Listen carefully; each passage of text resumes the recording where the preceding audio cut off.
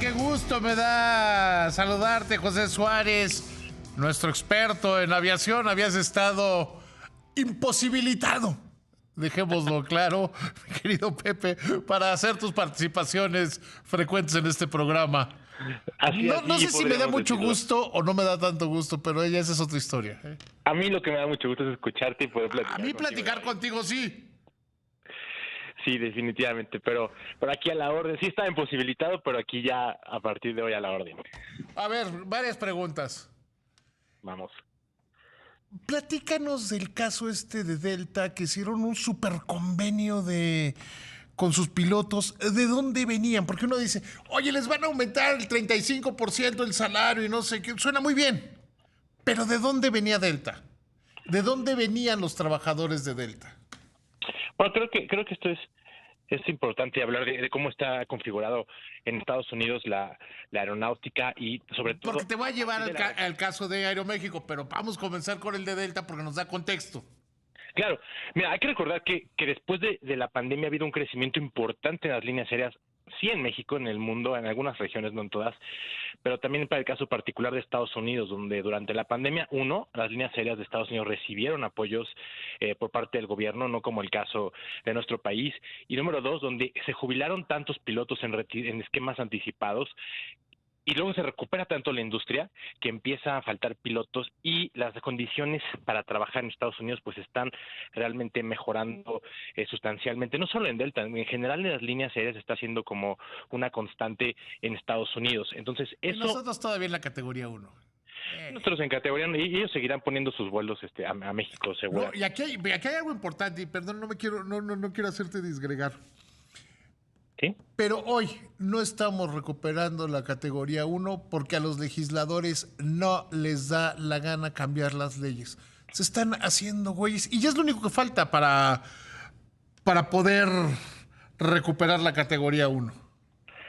Sí, que se aprueben varios temas, entre ellos lo de medicina aviación, que bueno, entiendo que ese, por ejemplo, ya ha estado avanzado. Ahora que hay que recordar que este punto en la I para la categoría 1 es que pues está dentro del paquete que incluye otras cosas un poco más complicadas como el cabotaje, por así decirlo. Entonces, bueno, esperemos que se logre separar y que pasen todas estos cambios a la ley federal a la ley de aeropuertos y al reglamento de la aviación civil para que podamos recuperar esta categoría 1 que urge.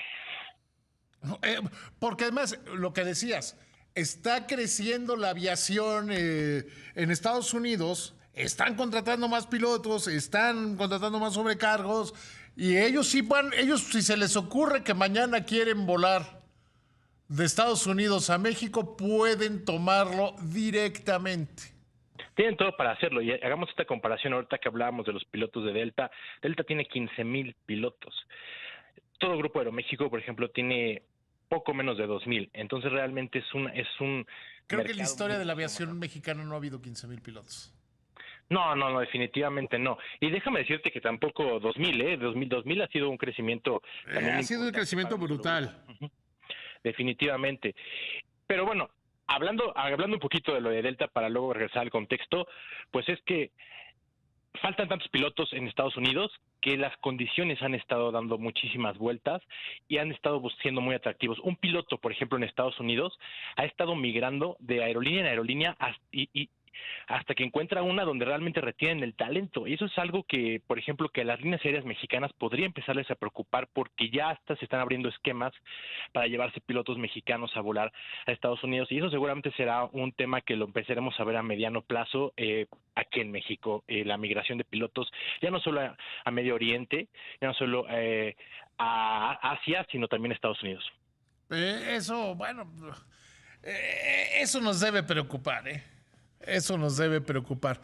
Pero entonces, Delta empieza a tener, venían también del capítulo 11 de la ley de quiebras, les pidieron, como aquí a los de Aeroméxico, un gran esfuerzo, les congelaron los sueldos, se está recuperando el mercado, y hoy hacen una revisión, pues verdaderamente monumental y además a largo plazo, ¿no?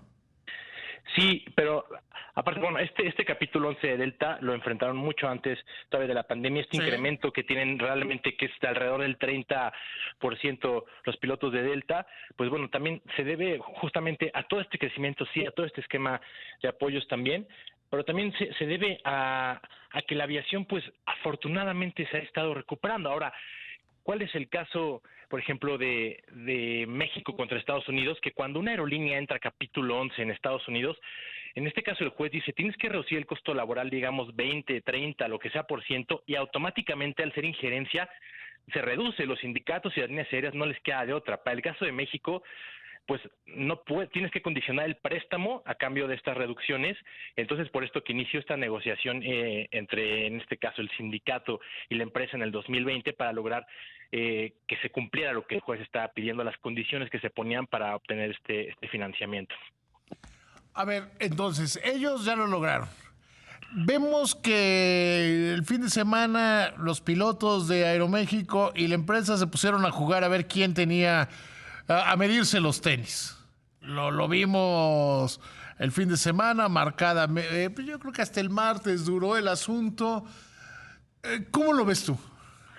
Yo veo que este es un momento donde ya se mezclaron muchos temas. Para empezar, creo que el tema medular, y ese tiene que ir en conjunto, no solamente el sindicato y la aerolínea, sino es todo el tema que conlleva el cabotaje. Creo que eso debería ser ahorita Es un que esa tema es la de bronca. atención O primordial. sea, si hay cabotaje.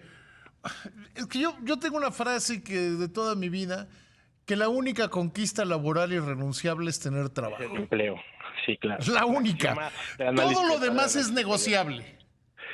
Definitivamente. Y creo que la conquista laboral irrenunciable se logra teniendo una empresa sana con que pueda tener trabajadores sanos. Ahora, déjame Sí. darte un contexto. Es como si Y de los yo dos llegara lados, y te dijera, dijiste bien, trabajadores sanos. claro, y déjame darte este contexto. O sea, se me está ocurriendo este ejemplo. Y es como si tú llegaras hoy a hacer tu programa, que ya escuché que lo hacen entre 5, 6, si me cuento. No, tú eres parte fundamental de este programa. Gracias, amigo. Pero, y te dijeran hoy, ¿sabes qué? Hoy empiezas a las 7 y acabas a las 9 y mañana acabas a las 10. Y al principio dirías, bueno, sí, porque es mi trabajo y porque me gusta y lo voy a hacer. Pero si se empieza a hacer una constante, que te estén cambiando siempre los horarios y que empiece a haber esta serie de modificaciones, por supuesto que va a llegar un momento donde te molestes porque a lo mejor tenías una cena saliendo, tenías algo que hacer saliendo, tenías planes diversos. Y si cada vez que te presentas a trabajar empieza a haber este tipo de cambios, por supuesto que te vas a molestar. Y esto es un poco lo que están viviendo los pilotos. Esto es un poco de la molestia, tantos cambios en las asignaciones, esta planeación que tiene muchas áreas de oportunidad.